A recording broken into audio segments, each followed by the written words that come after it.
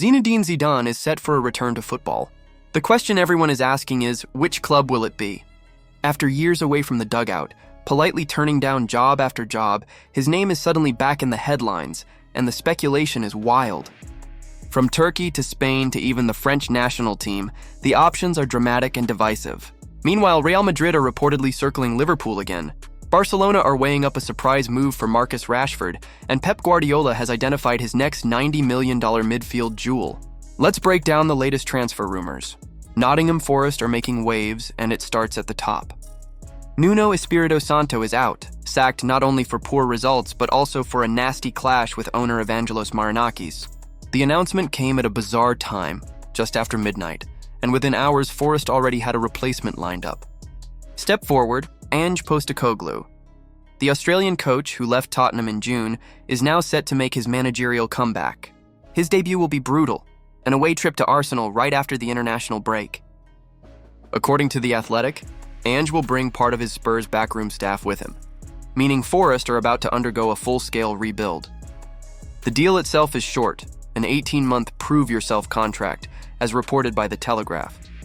The reasoning simple. Marinakis wants ambition, trophies, and stability. Postecoglou ticks all those boxes. He won a Europa League trophy with Spurs, showed he could build teams with energy and fight, and unlike Nuno, he already has a great relationship with Marinakis. For a club returning to European competition for the first time in 3 decades, Ange could be exactly the man they need.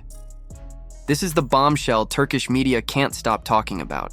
Reports claim Zinedine Zidane has agreed to take charge of Fenerbahce, stepping into the role vacated by Jose Mourinho. Journalists insist a preliminary agreement is already in place, with Zidane flying to Turkey soon to finalize the deal. At first glance, it feels odd. Zidane has spent years rejecting Europe's biggest clubs, Juventus, PSG, Manchester United, always waiting for something else. Many believe that something else was the France national team, expected to be free after Didier Deschamps leaves post-2026. Others thought Real Madrid might bring him back. But Madrid turned to Xabi Alonso, who transformed Bayer Leverkusen into a ruthless winning machine. Zidane, meanwhile, is seen more as a man-manager of stars rather than a builder from scratch. So why Turkey? 2 theories dominate. First, money. Zidane has been out of work for a long time, and Fenerbahce would pay a fortune for his name. Second, practice. If he's waiting for France, taking on Fener could be his way of sharpening his coaching instincts before the big job. Skepticism remains. Turkish outlets thrive on dramatic headlines, and just last week, French media insisted Zidane's post-2026 appointment with Les Bleus was already done. But if this deal does happen, it's historic. Zidane, the 3-time Champions League winner in Istanbul, it would electrify Turkish football, raise the league's global profile, and draw eyes from all over the world. Marcus Rashford's move to Barcelona was supposed to be a fresh start. Instead, it's turning into a nightmare. At just 27, this should be his prime. Instead, he's barely playing. Only 96 minutes across 3 La Liga matches, and already reports claim Barca are considering cutting the loan short. On paper, it made sense.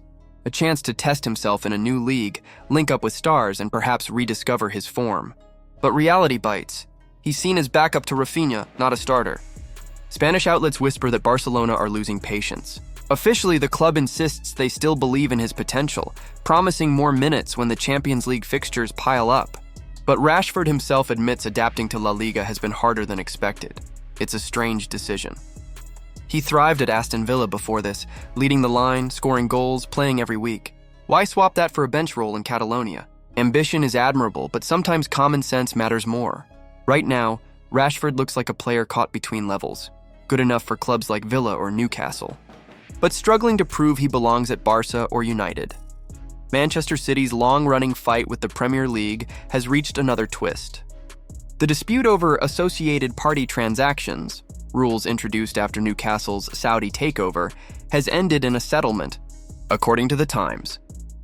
Initially, City won a tribunal ruling in February that called the APT rules invalid. But rather than escalate, both sides struck a deal. City agreed to accept the rules in exchange for guarantees that they won't face discrimination when signing deals with Abu Dhabi-linked sponsors. The result? Expect a monster new Etihad deal, possibly worth close to $1 billion, more than double the $400 million agreement signed back in 2011. This is how City fuel their dominance. Sponsorships mean power, but this isn't the end. The much bigger storm is still brewing, the 130 alleged breaches of Premier League financial rules. That case could bring fines, bans, or even points deductions. For now, though, City chalk up another quiet victory while waiting for the big verdict. Liverpool fans won't like this one. Real Madrid have identified Ibrahima Konate as a key target. Spanish reports claim the French defender has already given a verbal agreement to move to the Bernabeu. It's a familiar story. Real push, Liverpool resist, the contract winds down, and the player leaves for nothing. Just ask Trent Alexander-Arnold. Madrid have reportedly offered $25 million for a January deal. Liverpool demand at least 50 millimeters, pointing to Konate's 60 million market value. But the defender is refusing contract extensions, and his words suggest he's already looking towards Spain. For Liverpool, it's a nightmare choice. Cash in early, or risk losing him for free. Madrid, as always, are patient. Florentino Perez has made a career out of waiting for the right moment. Unless Liverpool act fast, Konate could be the next name they lose for nothing. Finally, Pep Guardiola's transfer radar is buzzing again. This time, the target is Fermín López, Barcelona's 22-year-old midfielder. According to TalkSport, City are preparing a January move. Chelsea showed interest last summer, offering $60 million but never pushed through. Now City are ready to spend closer to 90 million, the figure Barca reportedly demand. The Catalans don't want to lose Lopez, but their financial struggles could force their hand. Guardiola sees Lopez as the perfect fit. Versatile, technical, attack-minded, he can play centrally or on the left. Last season, he made 46 appearances, scoring 4 goals and assisting 8. His style, observers say, reflects the qualities Pep once instilled at Barcelona: intelligence, work rate, and flair. If Savinho, another City project, leaves the Etihad, Lopez could become the direct replacement. Chelsea may re-enter the race, but with Guardiola pushing, City look the favorites. For Fermín, it's the ultimate choice. Stay in Barcelona's chaos, or join Pep's well-oiled machine in Manchester. From Zidane's shock links with Fenerbahce to Rashford's struggle at Barcelona, from Real Madrid circling Konate to Pep's 90-meter chase for Fermín López, the transfer market never stops delivering drama. City's financial battles, Ange Postecoglou's Nottingham Forest return, every story feels bigger than the last. The question is, which of these will actually happen? Zidane in Turkey? Rashford back in England? Konate in Madrid? Or Fermín in Manchester? One thing's certain, the rumors won't stop and neither will we.